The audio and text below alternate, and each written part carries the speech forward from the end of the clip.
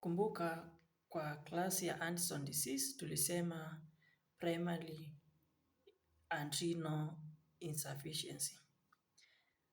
Primary adrenal insufficiency tukasema dawa ambazo zinatumika pale ni hydrocortisone na fludrocortisone. Sasa tunataka kuzungumzia management ya primary adrenal insufficiency. Primary adrenal insufficiency, for example, in a scenario where a patient is managed at home, where there is illness with fever, una double dose of hydrocortisone replacement if temperature is over 38, lakini temperature ikiwa over 39 una triple the dose of hydrocortisone, then unaendelea na dose until the illness is resolved.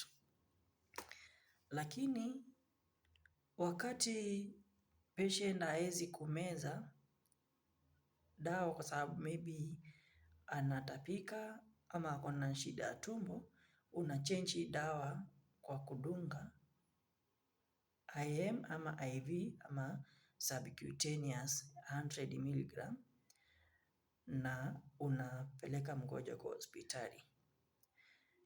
Kwa minor to moderate surgical stress illness, una administer hydrocortisone 25 to 75 mg in 24 hours for 1 to 2 days.